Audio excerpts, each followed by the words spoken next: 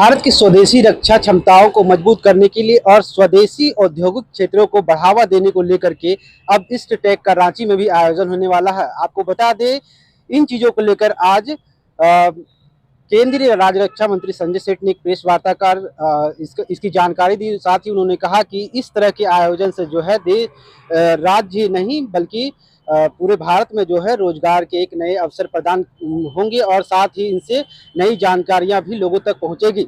इसके साथ ही इस प्रेस वार्ता के दौरान उन्होंने क्या कुछ कहा, आइए आपको सुनाते हैं।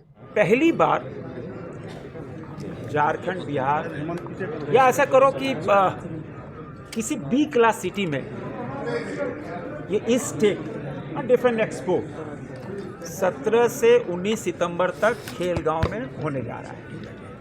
एक उपलब्धि है। और कैसे हमारा झारखंड का, विशेषकर रांची, जमशेदपुर, धनबाद, बोकारो और झारखंड के एमएसएमई, हमारा स्टार्टअप, हमारे और प्लेयर्स कैसे भारतीय फौज में आत्मनिर्भरता के लिए अपना योगदान दें, क्योंकि भारतीय फौज इंडिजिनस हो रही है। और हमारा इस बार का प्रोडक्शन 1,27,000 करोड़ का है और लगभग 23,622 करोड़ का एक्सपोर्ट किया है। ये भारत नया भारत है। नया भारत का प्रमाण ये है कि रक्षा के अस्त्र शस्त्र सामग्री 92 कंट्रीज को एक्सपोर्ट कर रहा है। यही नया भारत है।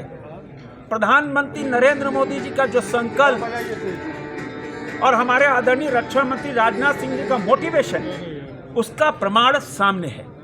झारखंड का एमएसएमई सेक्टर आगे आए, झारखंड के युवाओं को रोजगार का अवसर मिले, झारखंड के युवा लाखों की तादाद में रोजगार मिले। इसलिए ये मेरा प्रयास है। आपको याद होगा कि पिछले साल नो योर आर्म फोर्सेस 3 दिन की मोराबादी मैदान में एग्जीबिशन लगी थी। उसमें भारतीय फौज के तमाम तरीके के बड़े बड़े हथियार, टैंक, तोप सब। उसका मतलब कोई शो नहीं था, कोई इंटरटेनमेंट नहीं था। वो था हमारा युवा आकर्षित हो भारत की फौज की तरफ, वो अपना फ्यूचर भारतीय फौज में दिखाए। फिर दूसरी बार 4 महीने पहले एयर शो कराया, लाखों लोग थे। उसका भी ऑब्जेक्टिव यही था कि झारखंड के युवा भारतीय फौज का हिस्सा बने। तीसरा, ईस्टटेक जो है, इसमें मौका है झारखंड के लाखों युवाओं को आकर्षित करने का, रोजगार के लिए। हमारा जो एमएसएमई सेक्टर है, देखो हमारा एमएसएमई सेक्टर इन 4 शहरों में लगभग 15,000 एमएसएमई के लोग हैं। इतनी बड़ी तादाद है, हजारों स्टार्टअप हैं। इनका भी इंडिजिनस सिस्टम में योगदान हो, वो भी भारतीय फौज का हिस्सा बने, तभी यह प्रयास सार्थक होगा।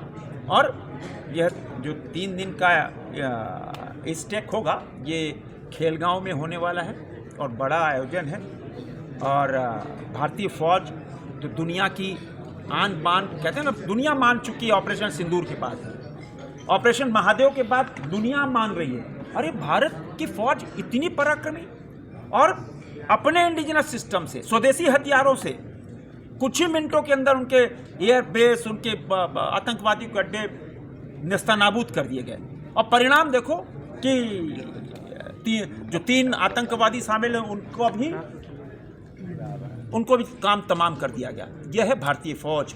और भारतीय फौज पूरे हजारों किलोमीटर की सरहद पर 24x7 सेवा करती है। हम तो सैल्यूट करते हैं।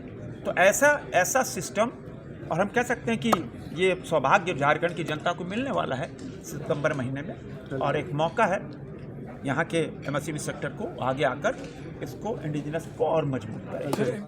अभी लगभग देश के 13,000 से ऊपर एमएसएमई सेक्टर जुड़ा हुआ है और कोशिश करें झारखंड के भी जुड़े हैं और हजारों की संख्या में जुड़े। यह प्रयास है सर। ये आपने बताया, हम अभी कोई ये नहीं है कि हम आमंत्रण देंगे। अभी हमने कहा ना, आप हेडलाइन मत बना देना कि प्रधानमंत्री आएंगे। नहीं भाई, आप आमंत्रण, हम आमंत्रण देंगे। सर ये जो एचईसी का प्रश्न उठा है, एचईसी भी तो डिफेंस का अभी हम प्रयास कर रहे हैं। हमको आज भी आशा है कि एचईसी के दिन बहुरेंगे, तभी 6 साल से एचईसी को बचाते हुए यहाँ ले आए और बचा रहे।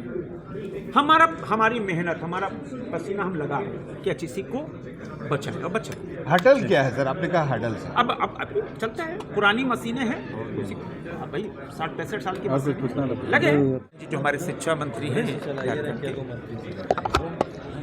उनकी सूचना मिली है, उनको एयरलिफ्ट करके दिल्ली अपोलो ले जाया गया है। मेरी ईश्वर से प्रार्थना है कि जल्दी स्वस्थ हों, अपनी सेवा झारखंड को दें, और हमारे जो चिकित्सक हैं हमारे वो सब मेहनत कर रहे हैं। हमको पूर्ण आशा है कि स्वस्थ होकर झारखंड में अपनी सेवा देंगे।